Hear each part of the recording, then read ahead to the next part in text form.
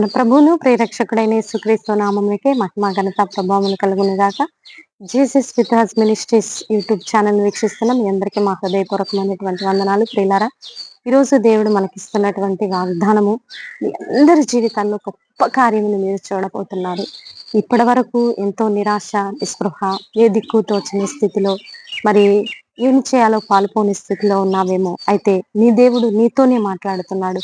కొత్తగా ఈ వీడియో చూస్తున్నట్లయితే ఏంటి వాగ్దాన కార్యక్రమం అంటూ ఓపెన్ చేసావేమో. అయితే దేవుడు ఈరోజు యేసుక్రీస్తు అంటే నేనే దేవుడునని ఆయన ఈరోజు నీతోనే మాట్లాడుతున్నాడు. ఆయన నిజమైన దేవుడు. నా పాపముల కోసం ఈ భూమి మీదకి మనుష్యావతారిగా వచ్చి ఆ సిలువలో నీ కోసం నా కోసం మరణించి భూగర్భంలో పాతి పెట్టబడి మూడో దినమున మృత్యుంజయుడై లేచి నీకు నాకు పునరుద్ధానపు శక్తినిచ్చి ఈ లోకములోను పరలోకములోను నిత్య రాజ్యమును ఆయన కలుగు చేసే దేవుడని, యుగ యుగములకు నీవును ఆ దేవునితో మరి సజీవులుగా జీవించడానికి ఏసే నేనే మార్గమును సత్యమును జీవమునని చెప్తూ ఉండగా ఇట్టి వాకును రిసీవ్ చేసుకొని నిజముగా దేవుడు నీ దేవుడు అని నువ్వు గ్రహించి ఆయన నీ కోసం మరణించాడని నీ హృదయంలో విశ్వసించి నమ్మినట్లయితే ఈ లోకంలో పరలోకంలో నిత్యానందము సంతోషము కలుగుతుందని ప్రభునామంలో మనవి చేస్తూ నీ పాప శాప బ్రతుకు నుంచి ఆయన విడుదల దయచేసి నీకు శాశ్వత ఆనందమును దయచేయనని ప్రభునామంలో మనవి చేస్తూ ఈ రోజు దేవుడు నీకు ఇస్తున్నటువంటి చక్కని వాగ్దానం, నీతోనే దేవుడు మాట్లాడుతున్నాడు. నేనే రక్షకుణ్ణి విమోచకుణ్ణి అని దేవుడు నీతో మాట్లాడుతూ ఉండగా ఇట్టి వాగ్దానాన్ని రిసీవ్ చేసుకోవాలని ప్రభునామంలో మనవి చేస్తూ చూద్దాము. యెషయా గ్రంథము 45వ అధ్యాయము 2వ వచనములో, నేను ముందుగా పోవచ్చు మెట్టగానున్న స్థలమును సరళము చేసేదను. ఇంగ్లీష్ లో ఇలా ఉన్నది, I will go to before you and will level the mountains. I will go to before you. Before నీకు ముందుగా I will level the mountains. Level చేస్తారంటారు కదండి. మనకి గృహం కట్టేటప్పుడు లెవెల్ వేయండి, లెవెల్ చూసుకోండి అని అంటారు కదా. ఆ విధంగా ఆయన్ని జీవితంలో లెవెల్స్ అంటే సరిచేస్తాడు.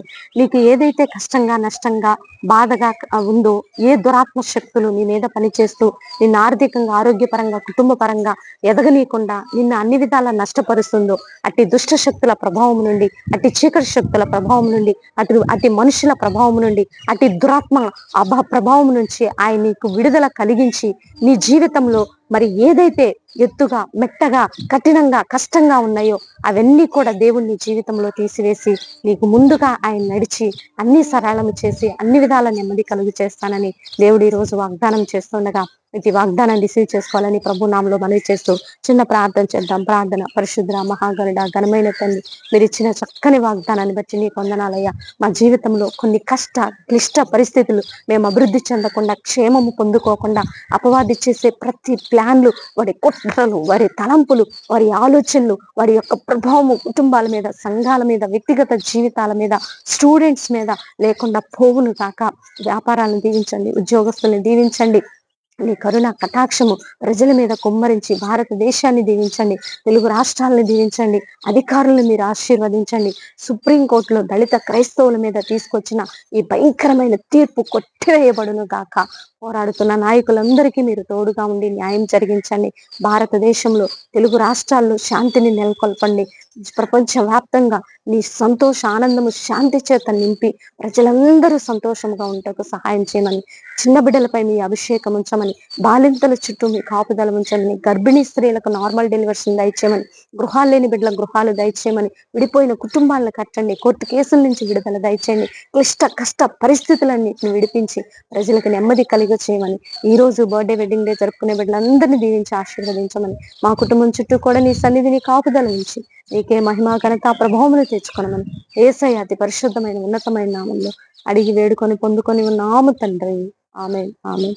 ప్రియులారా, ఈ వీడియో మీకు నచ్చినట్లయితే లైక్ చేయండి. దేవుని యొక్క మహాకృప మనకి తోడుగా ఉండి నడిపించుగాక. God bless you. Praise lord.